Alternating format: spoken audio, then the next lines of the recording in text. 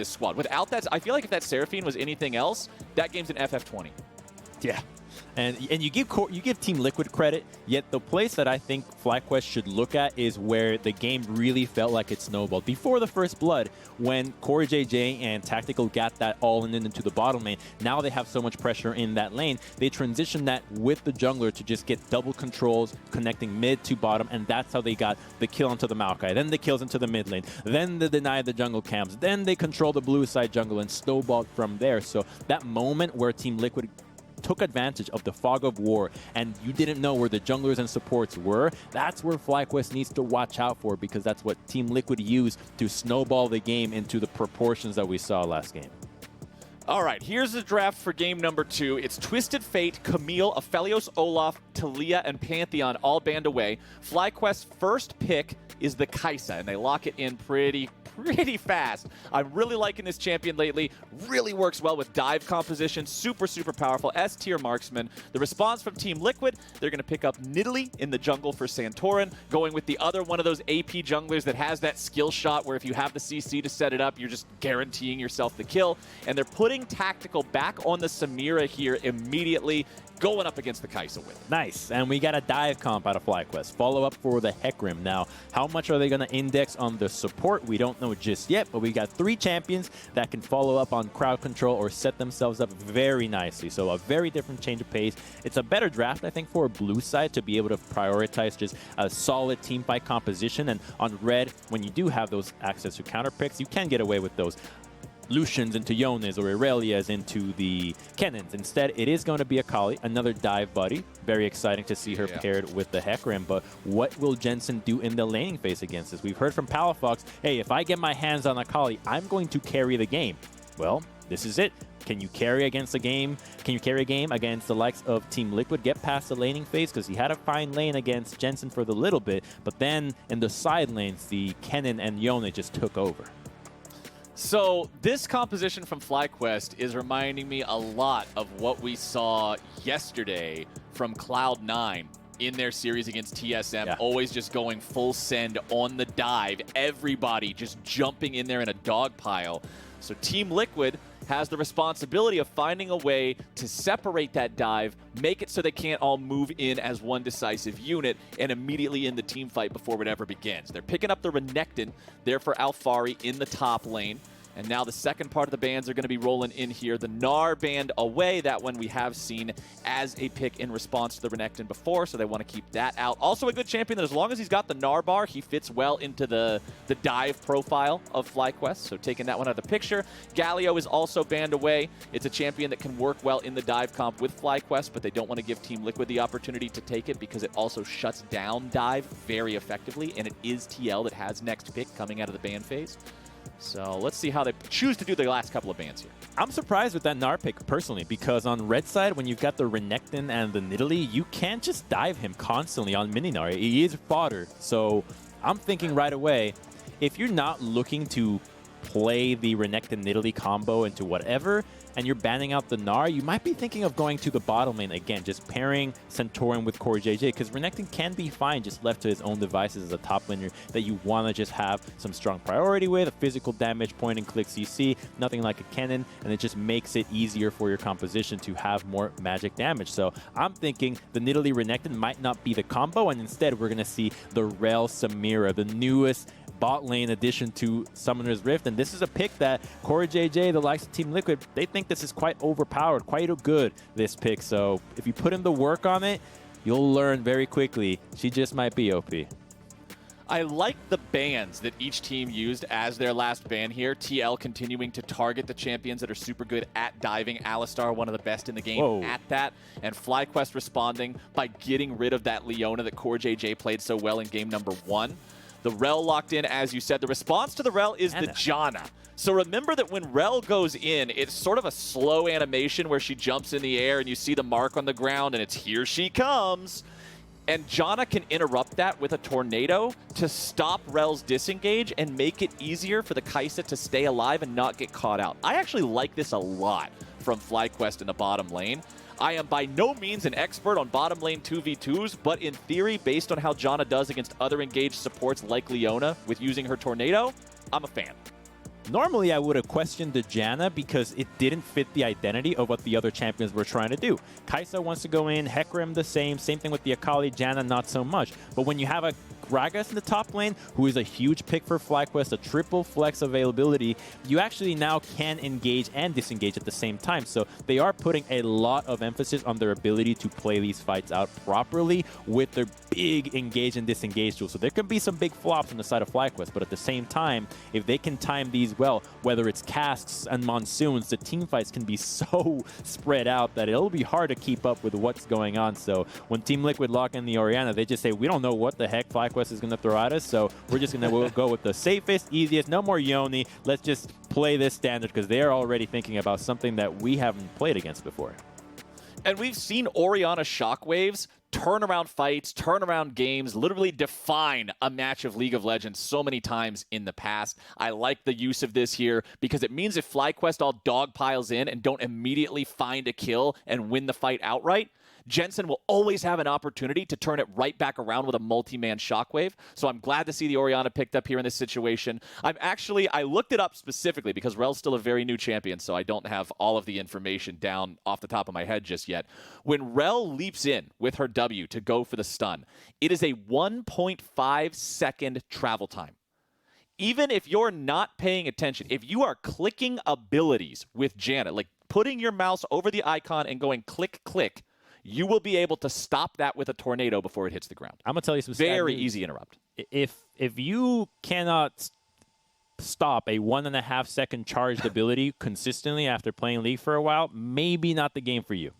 1.5 seconds is a lot of time to see an ability. That's a lot of time. That is a long Just time. saying, man. That's a lot of time. It's not a Malphite. I could see, like, even that you can flash out, right? Most players, ADs, learn to flash that one. Come on. 1.5 seconds? I want to see the Janna pull it off. Well, we'll see how that bottom lane 2v2 plays out between these guys. I am excited for the FlyQuest composition. You mentioned earlier how you were okay with seeing FlyQuest do another difficult-to-execute composition again.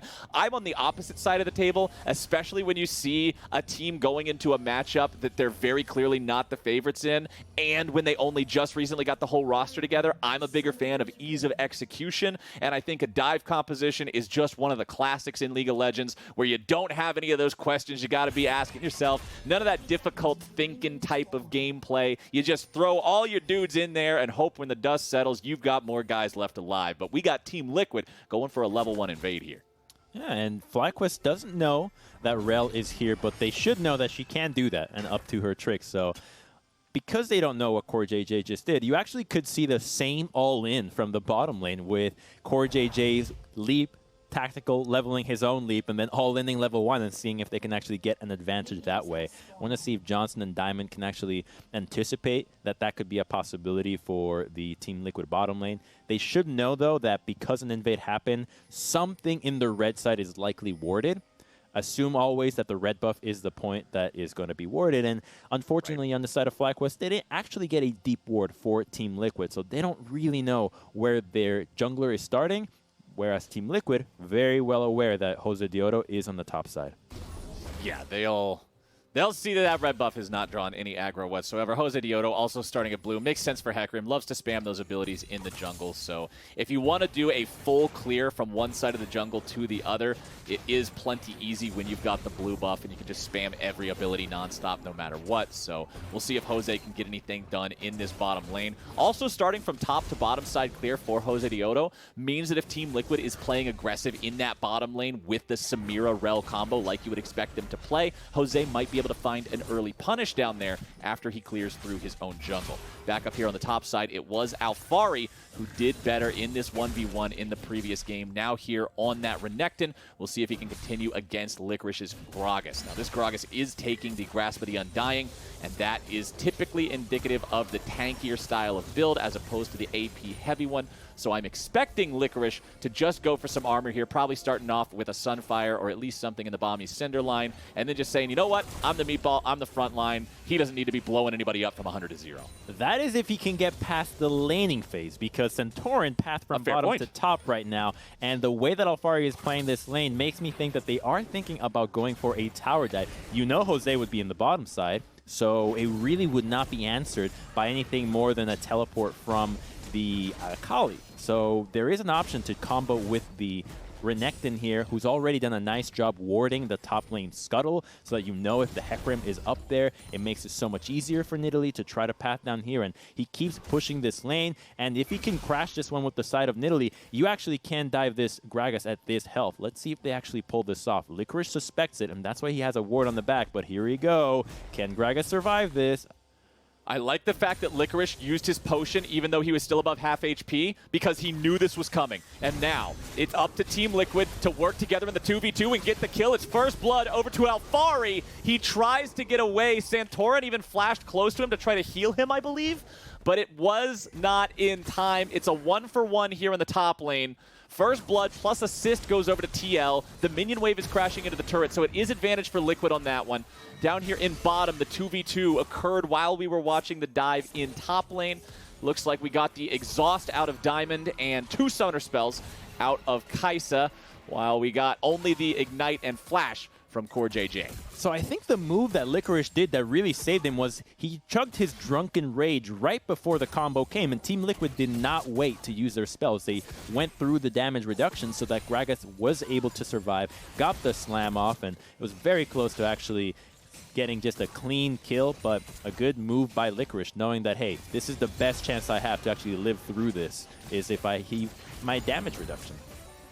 Jose Diodo here in the bottom lane just sweeps out a ward and clears it away. Diamond's Tornado just came up a bit shy to find the mark. Let's take another look, though, at how this first blood occurred in top lane. So Santorin, good job there, holding the wave. And then you see, right, goes for the chug, but then instantly starts taking the damage. He is already with damage reduction. So I think maybe we could think, should Team Liquid have waited for the damage reduction to fade, have Nidalee do the aggro? There's many ways to go about it, but it was very close, and that just happened to be the thing that made the difference when we look at the replay afterwards. Team Liquid will still maintain a lead here for themselves in this game, despite the fact that it's tied 1-1. You can see the farm in the bottom there, favoring Jensen in the mid lane and Alphari in the top. So the Team Liquid solo laners prevailing here nice and early, but it's only 5 minutes into the game. FlyQuest is still fine with the current state of things. Jose Diodo continuing to farm up here, does have a farm lead over the enemy Nidalee. And Nidalee is one of those champions that it always feels good when you're out farming her because it's such a difficult task to be charged with. The champion farms incredibly quickly, so Jose Diodo just making sure that he's staying ahead of the curve here, going back to the base, picking up the Sheen and the boots and the longsword. That is a very well-equipped horse for not even 6 minutes into the game, as Palafox arrives back into mid and immediately starts going for the 1v1 kill on Jensen. Ulti's used here from both mid laners. Palafox using the R2 to get back to a more defensive position, knows he doesn't have kill pressure on Jensen. He doesn't have Ignite, he has the TP, so that's just ulti for ulti. Cheeky there for out of Palafox as he gets the shove on the wave, and with Jensen not having TP, he might actually get to group up with his support and do something in this lane. And in the meantime, Jose is not level 6, though, very close to it. And you see that I think they're anticipating that Renekton is going to go for another dive with the Nidalee. There's no deep vision anywhere else, but in the meantime, Team Liquid maybe thinking about a dive? No Janna to stop the damage in the CC on that one. Core JJ stays alive. Tactical 2. Diamond firing out the tornado, but it just doesn't hit him. And Team Liquid, they see the opening and they go for it to grab their second kill. They can go for more. Is he going to go for Diamond as well? He just has to back up. The sad B. Gonna even lose the control ward there. He knows that Team Liquid just dominates his bottom lane 2 games in a row. It belongs to them. Alphari and Licorice still up in this 1v1 life. Alphari jumps right back into the cask. He doesn't even care about that. He just wants to continue trading aggressively on his opponent here. Another Q at the back end to heal up a bit further. Alphari continuing the chase, but when the big man takes a swig, it means the kill pressure ain't there anymore. Man, and FlyQuest is just straight scarred, because if Jose Diodo would have been able to actually just go for his regular farm route instead of having to shadow for Licorice on the case of a dive, he would have been there in the bottom lane, level 6 for a free double kill, because Krugs were the camp that was most up for him at that time. So it's the pressure that Team Liquid put in the top that then says, Licorice, oh, maybe we need more help here to prevent this from happening. It's a story all too common, and here we go. This Kai'Sa has no flash, and George JJ is right there. Well, the Tornado was not interrupting much of anything. The Ferromancy stuns Diamond, but Tactical's eating a lot of damage from Johnson. Team Liquid without proper focus here might end up losing their AD carry. Alfari tries to go in, but Diamond gets the kill and stays alive. Team Liquid going in too hard. Diamond with 100 HP. Johnson still barely kept alive too. Tactical stays alive with his heal. And what looked like could have been an amazing outplay for FlyQuest turns into a 1-for-1 here in the bottom lane. I still think it's a huge play for FlyQuest. Look at what's happened on the top side of the map. Jose Dioro gets a counter jungle, Gragas crashes the wave and gets a reset, and then Akali does the same. She's now caught up with CS into the Orianna. So that 1-for-1 trade is huge. Team Liquid committed so many members for it. If they can even get this Rift Herald, get some vision down here and transition this into another play before Team Liquid makes their own, FlyQuest, I think, can really start to claw back into this game before it's too late and it slips away from them. This is a big move out of them. Team Liquid committed 5 members for that. 5 for 2. That's such an overload, an overkill. Like, what? 5 for 2? You usually just need 1 more. All right, let's take another look here because there were some very low health bars over the course of this.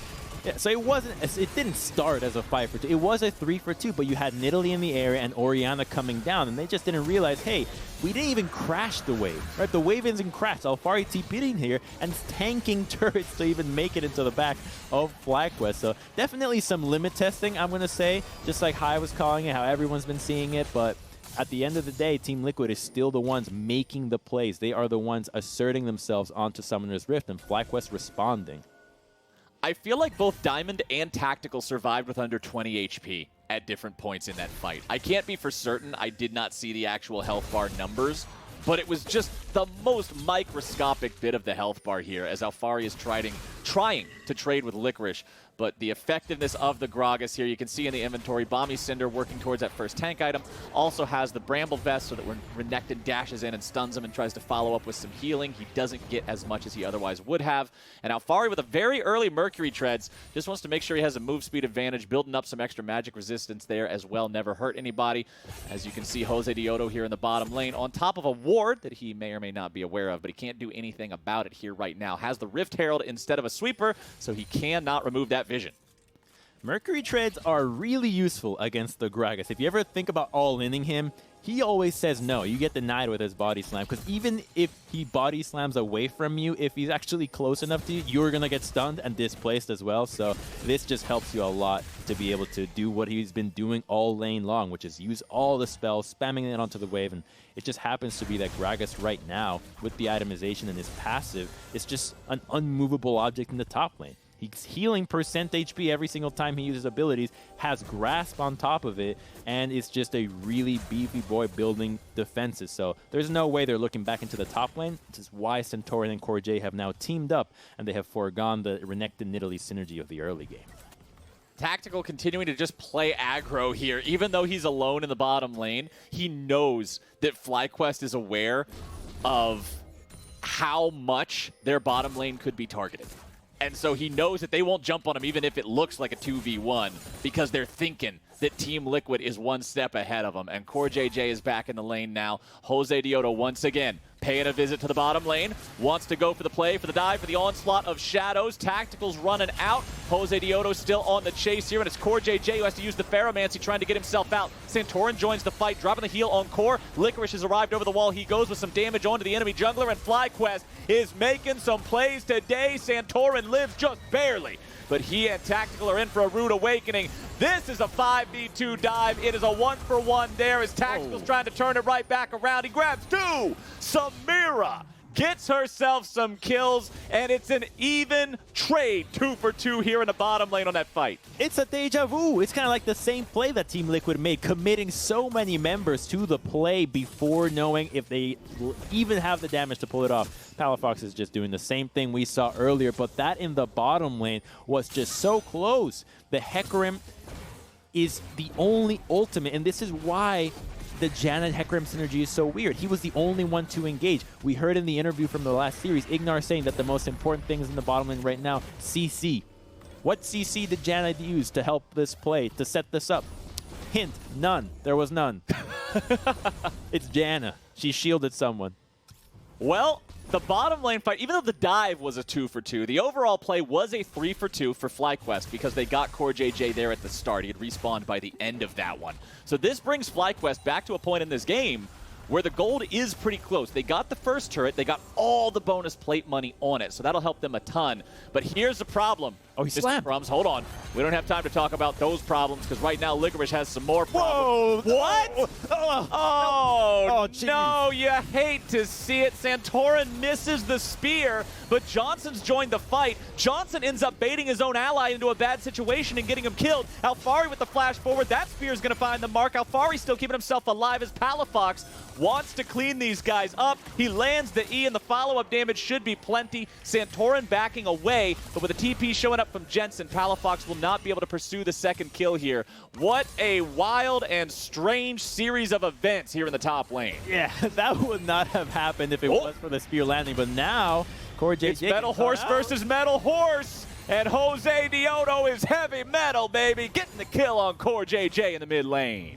Oh, horse-on-horse violence. Rarely do we see that in Summoner's Rift. That top lane play, Foul Hours, Janna actually arrives to the scene and can't do anything. Whoa, Palafox. Okay. Okay, Palafox getting a little bit thirsty for the kills here in top lane. Jensen trying to chase him down. Flash. Alfari's here from the TP. I don't think they're going to get anything. All right, cool. Whew, all right. We got a 1 kill a minute. This is a very different pace for the last one because they see that FlyQuest is fighting. They're fighting back. What a crazy game of League of Legends we got ourselves here, Crumbs. It's still a 1,500 gold lead for TL. And here's the point I was going to make before that whole thing happened up in top lane. Oh, no. Never mind. We got a replay now. Let's take another look at the same thing up in top lane. Oh, this is just... Santorin is the last player I would have ever thought to see this from. But they actually still have enough damage because they body blocked the Gragas and buy just enough time for the team to get there. Watch what happens when the Janna arrives, because you'd think that they should be able to turn this, right? You think of all the other supports that are played right now, these Alistars, Nautiluses, Leonas, Rels. But she gets her and just tornadoes people away, and now we're back to a dragon fight that Licorice is stuck in one man. Where is he? Stops. Where is he there? Licorice is dead. Team Liquid has control over the bottom side river. They are going to grab themselves a Drake here. With the kill on the enemy top laner, they know there's no contest for this one, so Team Liquid's going up 2-0 in that respect. Now we got another fight here in the top side of the map as Alfari is using the Dominus to go for a kill on Johnson, but the Scuttle Crab is smited. FlyQuest has bodies nearby. Rift Herald is now just leashed for Team Liquid, and they will end up taking both neutral objectives across Summoner's Rift within a couple of moments of each other. I think if you quote K-Drill here, that was the side lane police that caught Licorice, because he's just out there by himself just thinking, oh, I'm fine. My team's going for the Herald. Team Liquid's team should be going for fighting that as well. But instead, he extends a little bit too soon, dies for it, and then Team Liquid also gets to run to the Herald and get that as well. So they get so much out of that one. Unfortunately, FlyQuest was just catching waves, nothing else to do for them. They couldn't take a fight. Gragas is way too important for them, and Jose Diodo is not strong enough to just run in there and survive. That's a 5-1 Samira at the moment. Yeah, the Samira has real carry potential this game. I'm going to say it before I get interrupted by another replay or another fight, Team Liquid's farming better. That's why the gold is different. That's why it's a 1.5 to 2,000 gold lead. Look at the farm in every role, except for mid lane now. Palafox has caught up and surpassed Jensen. But top side, 40 CS gap. Jungle is even. Jose Diodo's going for the dive here in mid lane. Not going to find a whole lot. Jensen whiffs the shockwave too. So an ult from an ulti here, but the fight's not done just yet. Tactical's a little bit far forward. Dashes away to CoreJJ. CoreJJ always making sure he's within range for Tactical to use that dash to get out, and FlyQuest will not find a playmaking opportunity here. Okay, so I really won't mind that play out of Jose Diodo because you know that Jensen had flash and would get out if you can punish him before this next dragon fight. FlyQuest should definitely be strong enough to take this fight now. If you can get onto the Orianna before the fight and kill her before her spell's gone, you actually got a ton of value from this initial play. You're going to lose this, so it's going to be tough to get the vision in for the dragon setup, but you actually have a target. You have somebody that you can go after to win the fight from the side of FlyQuest. If they can pull that off, then you actually have a good chance, but they're getting though. Oh, baby, look at the damage coming in from Team Liquid underneath the Tier 2 turret. Sayonara Johnson. They get the objective. They get the kill. Alfari's keeping Licorice occupied down there in the bottom side of the jungle, too. And it's not like they can even go for anything after the fact. The neutral objectives are off the map, Crumbs. That rel engage is just so filthy there from the side.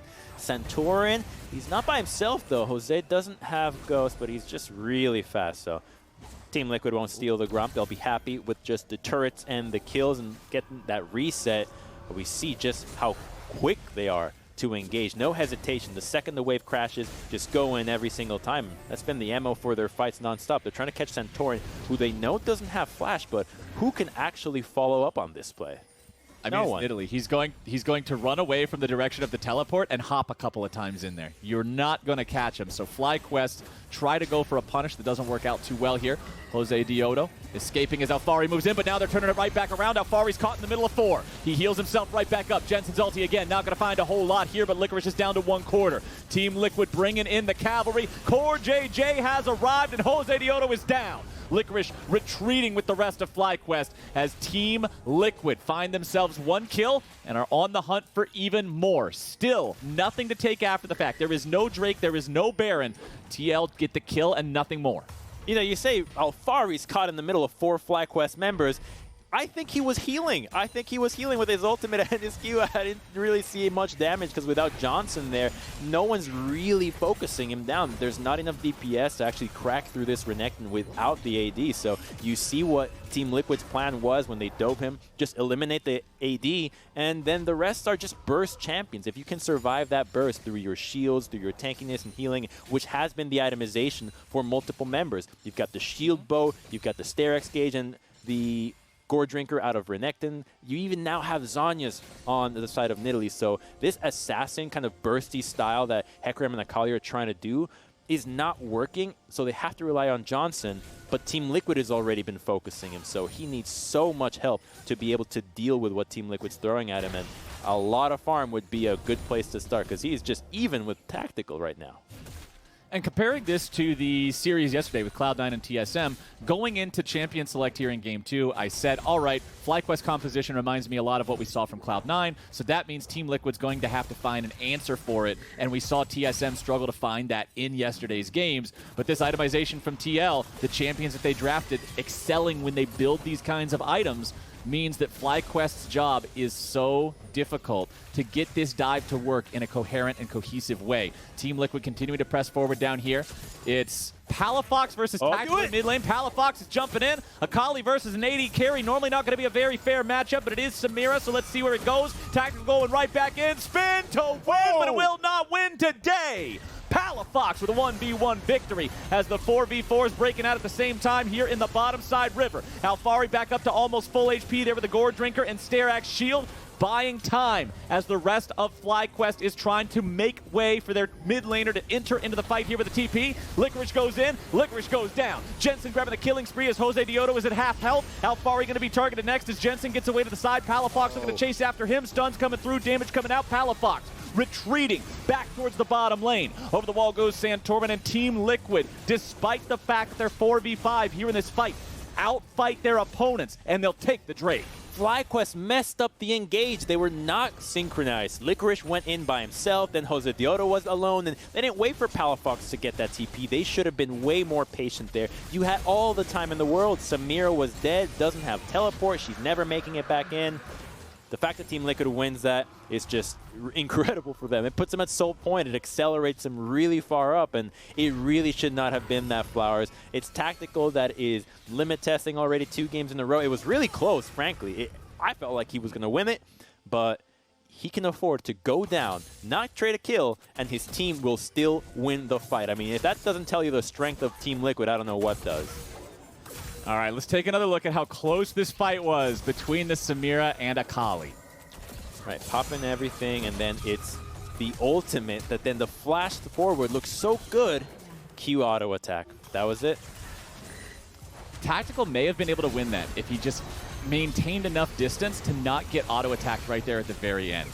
But shoulda, woulda, coulda, we won't ever know for sure. I won't pretend like I know the exact damage thresholds of Samira or Akali because neither of those champions is a Scorpion. But then once it comes in here, it's what you're talking about, Crumbs. Licorice is going in with the flash engage, and the rest of the team is not in the position for the immediate follow-up. And they had used the ultimate earlier to disengage as well, so I'm not sure where the lack of confidence felt in the in surviving the engage from Team Liquid, because you also have a Janna. We haven't even seen a Monsoon be used this game thus far, and that definitely will protect you from what Team Liquid is trying to do. Here we go, trying to catch CoreJJ, who re-engages. CoreJJ is fearless. Another shockwave not finding the mark. Johnson goes over the wall chasing after CoreJJ, but Alfari's arrived to keep him alive. Santorin now going to be jumped on by Palafox there in the smoke, keeping himself going. Alfari takes the kill on the enemy AD carry, and now Tactical's kept alive by his own immortal shield bow. Spinning around in the middle of everybody, 1v3. The man's able to find some damage before he falls over. Palafox grabbing a double kill. Diamond runs out, and it's a double over to Alfari as well. Palafox wants to get anything and everything he can in the back of this fight. He knows he has to be the carry here, but up against that Gator, it is not happening today, my friends. Triple kill for Alfari. Diamond is on the run. That B cannot stop crying today. Somebody get the man some tissues. You cannot catch CoreJJ. CoreJJ always catches you. That's the joke. You're always getting caught. He turns it instantly with the 3-man ultimate, flashing in, and even gets out alive. They use the cask thinking, oh yeah, we've separated the Rel, but as we get more and more familiar with what Rel is as a champion, that starts to look more and more like you threw a cask at an Alistar and put them right next into your team. So let's see how it started. Licorice no longer has the cooldown lowered of his slam and then gets 3 people on that ultimate. FlyQuest uses so much to disengage there, and the big one there was Johnson flashing over the wall because he used his ultimate to reposition and then thought, oh, I could just flash over, kill CoreJJ, regroup with the team. Nobody knew that Alfari was teleporting in at the same time that CoreJJ turned on the engage. And Tactical doing a good job there, getting as much damage as possible. He's stuck in a spot where you're almost guaranteed to die, but he does enough damage to the health bars of the remaining FlyQuest players that it sets him up here. Palafox trying to do what he can to get away, but just not in the cards there on that one. And now Team Liquid have a 5K gold lead. They're on that soul point. One more Drake will give them the soul. Alfari finding some good damage on Palafox here. Jensen getting one of those shockwaves to try to keep him locked down, but Akali Smoke, one of the best defensive tools in all of League of Legends. So difficult to ever kill this champion when that ability is available. But considering Palafox now has no ulti, has half HP, is not in any condition to take a fight, and he's the one person on the enemy team who is strong enough to carry one, it means Team Liquid's not afraid to go in and start up the Baron. They switch their aggro immediately over to FlyQuest when they come to check. Licorice is dead, and now it's 5v4 here on the map. Palafox trying to stay nearby to participate in the fight. He's still not full HP, still no ulti. No flash either. That one's about to be ready. The Team Liquid with control over this Baron pit, feeling plenty comfortable to finish this one up. Turret destroyed there in mid lane. They finally get the tier 1. Jose Diodo looking to maybe go for a hero play. CoreJJ wants to stun him up there with the Pharomancy. Jensen trying to cut him off. Alfari chasing him away from the Baron pit. They do not want to allow any sort of a 50-50 here. Crumbs, Jensen, Alfari, and CoreJJ are all trying to stop Jose. He gets away with the onslaught of shadows, but that's not the point, and it never was. Baron was the focus here, and it goes over to Team Liquid. I love how CoreJJ and Alfari were just chasing Jose around, because we've seen what he can do. Second game in the LCS, he stole a Baron with a Lilia Q. You know he's going to do it again with a Hecarim ultimate. You don't let him get in. There's no other way for FlyQuest to win the game, and you cannot lose a fight at this stage. So all you had to do is just make sure that the steal doesn't happen. You do it quickly enough, and now you can even get an Infernal Dragon Soul. That is huge for Team Liquid. It's going to make that poke on the Nidalee and the Orianna just insane with the Riftmaker. There it goes. Infernal Soul for Team Liquid will not be contested by the side of FlyQuest. They're 6,000 gold down. They don't want to fight their opponents in open ground right now. It feels like a suicide mission, and it feels that way because it is. Santorin will be left in the pit to secure this one all on his lonesome. Your Red Bull Baron buff still got 2 minutes on it, Crumbs, and that's 2 minutes of big-time map pressure here for Team Liquid. Palafox, the one to keep your eyes on in terms of players in a FlyQuest jersey. This is the one man that might be able to pull off a miracle in one of these team fights, but man, everything has to go perfect if they want to find success. There's 4 people here with the Renekton real close in the mid lane. I'm thinking Team Liquid wants to go for a dive. We've seen what they go for every single time Cord has his flash up. But the likely way for an opportunity to see somebody caught by themselves, that's what usually triggers them to go for a dive, is seeing that they have a numbers advantage that they can quickly capitalize on. Rel going in with the Orianna is a nasty combo, and we've yet to see it yet. So it could actually go for a really clean wipe if they pull it off when Fly is clumped up like this. They've got free firing time on this bottom lane tier 3. Jose Dioto using that devastating charge, looking for a chance to go in, but Team Liquid's not going to give him one. Palafox down to half. Alfari trying to follow it up, grab a little bit more damage here. Palafox getting himself away, having to use the ultis. Licorice does not have the same kinds of escape tools in his kit, and the big man is down yet again in this game. What is that? 8 deaths for Licorice's Gragas here in game number 2 against Team Liquid. He is struggling in this one. Santorin's in the back line grabbing a kill, using the Zonias to keep himself alive after it. Now Jose Dioto's on the run. Johnson's trying to get away. Alfari takes a quick shower in the fountain laser, and a man still standing. Johnson and Palafox still left alive. Palafox jumping in, uses the stasis to buy some time, but that time will not last, my friends. Team Liquid, they kill 4, they break into the base, they've got the minions underneath the Nexus turrets. Everyone's just throwing their bodies into the fountain now for some reason, and this should be game. Licorice back alive, but it's him and Johnson in a 2v4 as Team Liquid look to end this series 2-0 and move on to the semifinals next week. Alfari gets hit with the belly flop, knocked back a little bit here. Team Liquid still looking to maybe end the game, but had the stats first. Licorice wants to escape. He doesn't want death number 9. Team Liquid really want to hand it to him, though. Johnson keeps himself alive, and Core JJ ends up falling. Johnson dies on the back end of that fight there. Tactical still somehow staying alive through this one, but that is it. A shutdown on Tactical doesn't mean a thing. It's 12-20. It's a win for Team Liquid, and they will take this series 2-0. Padding the stats on the Nexus, showing off to the rest of the world what they can do. And there was one player, though, that we always say, oh, it's Santorin, a KDA player. He's diving into the fountain, so that you say, oh, he's not a KDA player. He definitely plays and does the same thing with his team, having some fun. And now we get to see Team Liquid versus Evil Geniuses. Yep. I'm hyped, Flowers. That's a best of 5. Our two semifinals will actually be incredible next week, because we've got 100 Thieves versus Cloud9, and then we've got Liquid versus EG. So this tournament is shaping up to have a really climactic finale here. I think those best of 5s are going to be fantastic. And Team Liquid definitely doing some limit testing here today in both of their games, but also showing up and showing that they're just a cut above. This squad works together as a unit. They get things done. And even though the early game was looking closer than it was last time, at one point FlyQuest did actually have a gold lead in this game after they got that first turret there in the bottom lane. But they did not have enough to be able to take down TL. I am looking forward to seeing more out of FlyQuest once we get into the regular split, especially now that they'll have more time to practice with Jose Dioto. Clearly, the man's got some skills in League of Legends, and I want to see just how high they can climb with this roster.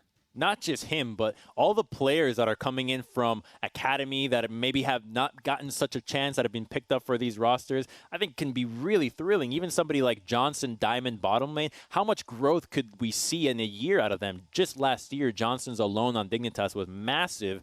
Another one here on the new team, finding their own groove. This is one of the teams that I think a lot of players and a lot of analysts, coaches, everyone's thinking, they might be a lot better than people think, and the fact that they got this far, I think just shows you, hey, there's something to them. Well, it's time for us to head to a break right now, but once we're back from the break, we're going to be hearing from Team Liquid Santorin for more on their win over FlyQuest. Don't y'all go anywhere. Welcome back, everyone, to the Lock-In tournament, as I am here with Santorin after a swift 2-0 series victory over their opponents today, FlyQuest. Santorin, first and foremost, though, welcome back stateside. Good to see you here after missing you in the first week of play. And my first question is attached to just that. How does it feel to be out there on the Rift playing with the full squad? Oh, it feels amazing. Watching week 1 from home is kind of weird, and I'm still in quarantine actually, so I haven't even got to see my team yet. So I'm really excited for the next couple of weeks. Okay, so we're warming into it. Step 1 was get to play on the Rift with them. Step 2 is maybe get to see them in person. But along with you being one of the big additions to Team Liquid in the offseason, there was, of course, another big pickup in Alfari. And when looking at all of those offseason moves, people are looking at TL and saying, my goodness, 2 stellar players got added to an already stellar lineup. And so expectations through the roof before you've ever played a game. What's that like? Are you guys feeling the extra pressure? And how do you ultimately deal with that when people will look at anything other than first as a failure? Yeah, honestly, it's kind of a different environment from when I played on FlyQuest. We're kind of always expected to lose. So there's some pressure that I got to deal with. It's not something I haven't had in the past, like especially on TSM. So I think all 5 players are really, really comfortable with the pressure. So I don't think it's going to be an issue. Fair enough. I mean, you did have a hot start today with the 2-0, although it wasn't the cleanest, and we were kind of joking about some of that behind the scenes there, making it interesting for the fans at home. But what has been your experience with the Lock-In tournament so far? You're a guy with a very storied history in professional league, but this is a different way to kick off the year. I really like it, actually. I mean, first of all, I didn't have my visa, so I didn't even get to play. So it kind of sucked if the tournament started and the matches counted. But I feel like it just gives teams time to gel and kind of like figure out like your first how you want to play as a team, but also like figure out like new compositions you want to play, draft. Like there's a lot of things you can learn because the games, they matter, but they don't matter in like the broader picture. So I think that's like really good for teams. It also allows for some of those mistakes to happen on stage, move past them, learn from them, grow from them pretty easily. Within that conversation, you're moving right along to the next stage. Best of 5 now, playing against Evil Geniuses. Ooh. What's interesting to me about this matchup is the fact that we split the teams into 2 groups to begin with. So there's been a lot of talk about which group is ultimately stronger. People think that TL 100 Thieves are definite favorites, but EG being the one big conversation point in Group B. When you look at that matchup, how do you feel about it? You got Svenskeren specifically in the jungle matchup, but a very stacked lineup for them as a whole. Yeah, I think EG has a really strong roster, and I kind of see EG kind of like FlyQuest was last year. Mid jungle, always playing around mid. So I'm really, really excited to like kind of play the other side of that and see how it feels. I'm also like really good friends with Igna, and I think Igna is like really great player.